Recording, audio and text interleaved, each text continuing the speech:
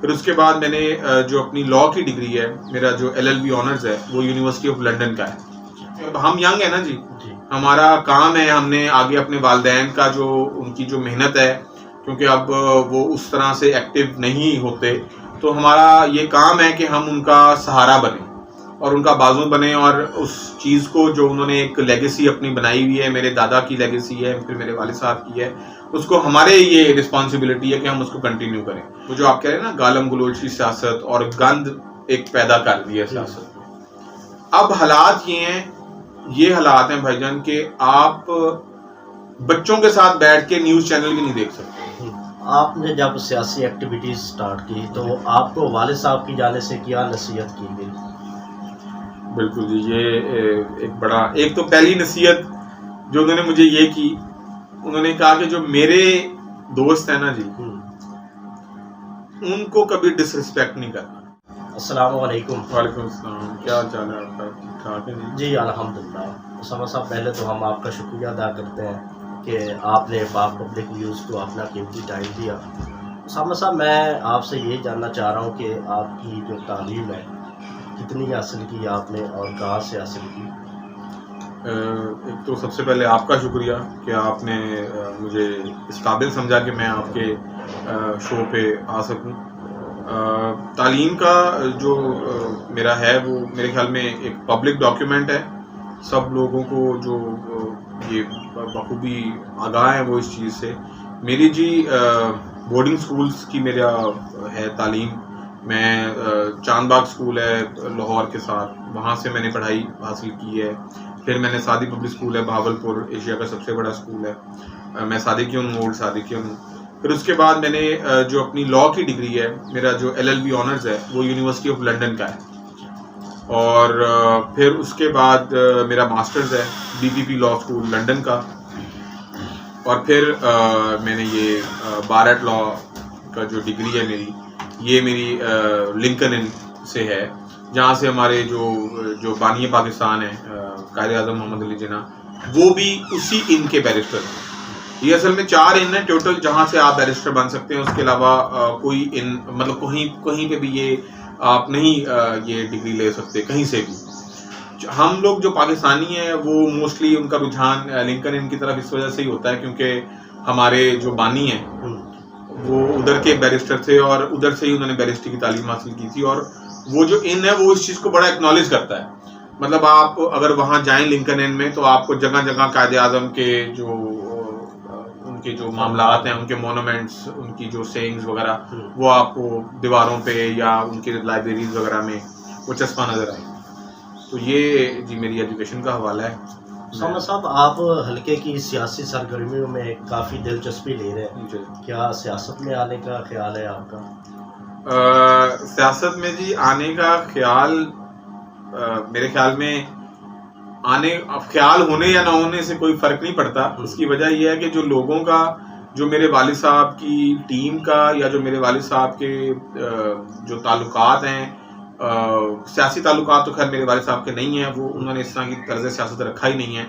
उन्होंने हमेशा जो तरीक़ाकार अपनाया है वो एक प्यार, खुलूस और एक वो जो भाईचारे वाला ताल्लुक है उनका सबके साथ ही। जितने भी उनके सपोर्टरान हैं, उनके वोटरान हैं, वो सब इसलिए उनसे प्यार करते हैं क्योंकि उनका सियासी ताल्लुक नहीं है किसी के साथ। तो मैं ये समझता हूँ कि क्योंकि मेरे वालिद साहब ये चाहते हैं कि क्योंकि अब हम यंग है ना जी, हमारा काम है, हमने आगे अपने वालिदैन का जो उनकी जो मेहनत है, क्योंकि अब वो उस तरह से एक्टिव नहीं होते, तो हमारा ये काम है कि हम उनका सहारा बने और उनका बाजू बने, और उस चीज़ को जो उन्होंने एक लेगेसी अपनी बनाई हुई है, मेरे दादा की लेगेसी है, फिर मेरे वालिद साहब की है, उसको हमारे ये रिस्पॉन्सिबिलिटी है कि हम उसको कंटिन्यू करें। तो मेरे ख्याल में ख्याल होने ना होने से फर्क नहीं पड़ता, मतलब ये तो अब आ गई है। आप सियासी जानशीन के तौर पर सामने आ रहे हैं, अपनी जिम्मेदारियां कबूल कर रहे हैं। जी जी अल्हम्दुलिल्लाह, मैंने कबूल कर ली हुई हैं, काफ़ी टाइम से कबूल कर ली हुई हैं। और उसका सिर्फ वजह ये है कि मैंने वालिद साहब को अपने सारी ज़िंदगी खिदमत करते देखा है, और इसी खिदमत की वजह से, इन्हीं दुआओं की वजह से वो आज मतलब आपको पता है कि उनकी up and down health condition होती रहती है, लेकिन अल्लाह ताला उनको हमेशा सुरखरू करता है उस सारे इम्तिहानात में से, और वो इन्हीं वजह से हैं कि उनके साथ जो दुआएं हैं और जो उनकी खिदमत का एक है जज्बा, उस वजह से अल्लाह ताला उनको नवाजता है। तो मेरा भी यही है, मेरे वालिद साहब से मुझे ये चीज़ विरासत में मिली है और इसी चीज़ को मैं इंशाल्लाह कंटिन्यू करूँगा आगे।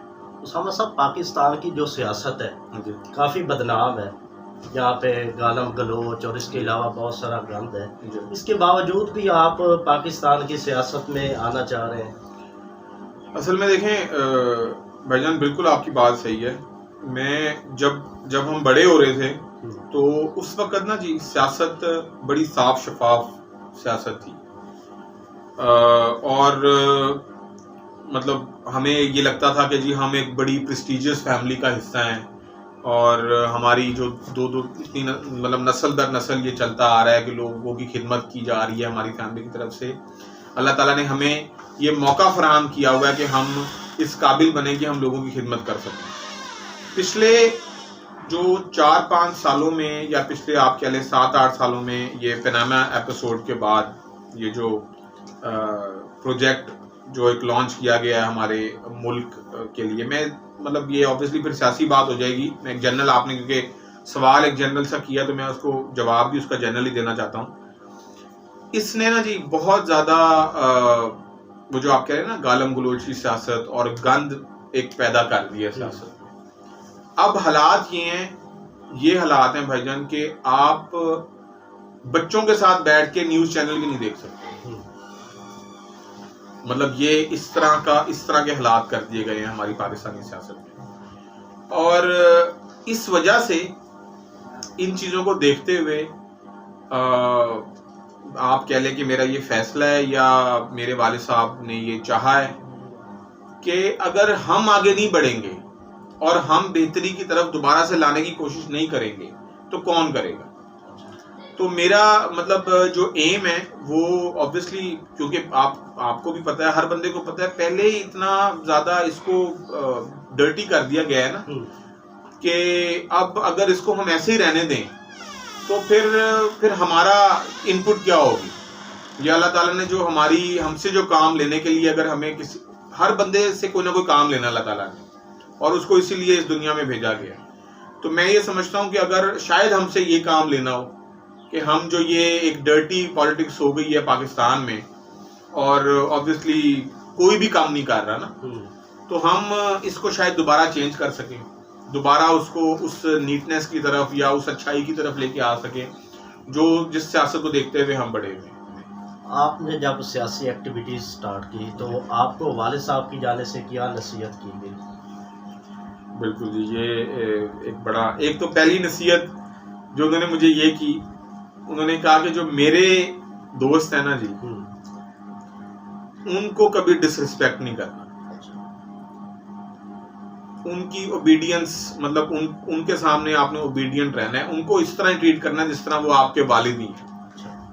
ये तो थी उनकी पहले, क्योंकि यंग लोग होते हैं ना जी, थोड़ा गर्म खून भी होता है और जरा डिसीजन भी, थोड़ी एनर्जेटिक डिसीजन हम ले जाते हैं, इमोशनल भी ज़्यादा होते हैं। जो थोड़े उम्र के लोग होते हैं, जैसे हमारे वालिदैन हैं, उनकी तबीयत में ठहराव होता है, वो हर जो मूव है उनकी, अगर वो सियासत कर रहे हैं तो बड़ा कैलकुलेटेड सी मूव लेते हैं, हर चीज़ के प्रोज एंड कॉन्स देखते हुए। थोड़ा हमारा तरीकाकार ये होता है कि हम एक दफ़ा एक्शन कर जाते हैं, फिर सोचते हैं कि इसका नुकसान हुआ है या फ़ायदा हुआ है, बाद में सोचते हैं। तो उन्होंने कहा कि तुम्हारा कोई भी काम इस तरह का नहीं होना चाहिए कि तुम्हें बाद में सोचना पड़े कि ये गलती हो गई। और एक और चीज़ जो उन्होंने ये की, उन्होंने अपने जो सारी जो उनकी किचन कैबिनेट थी, जो सारे मेरे बुजुर्ग हैं, मेरे बड़े हैं, मेरे लिए मेरे वालिद की तरह ही हैं, मेरे चचा, मैं सबको चचा ही बुलाता हूँ, तो उन्होंने उनकी ट्रेनिंग में मुझे दिया। अच्छा। कि मतलब मैंने तो जो तुम्हारी ट्रेनिंग करनी थी वो तो मैं कर ही रहा हूँ साथ साथ, लेकिन जो ये असासा है ना हमारा, ये जब तक तुमसे राजी नहीं होंगे ना, अच्छा, तब तक। और मैं ये समझता हूँ कि मुझे इस चीज़ ने बहुत फ़ायदा दिया है। मेरी तबीयत में बहुत ठहराव आया है इस वजह से, क्योंकि वो मुझे डांटते भी हैं, जो मेरे सारे जो मेरे वालिद साहब के सारे हैं हाजी मेन, वो सारे लोग मुझे डांटते भी हैं, मेरी सलाह भी करते हैं, कहीं पे भी मुझे जहाँ मैं गलत कर रहा होता हूँ मुझे पहले आगाह भी करते हैं। तो इस चीज़ से मेरी तबीयत में ही बहुत ठहरा हुआ है, और मैं समझता हूँ कि जो मेरे वालिद की ये सारी नसीहतें हैं, ये शायद इससे बेहतर नहीं हो सकता था लेसन जो उन्होंने मुझे दिया।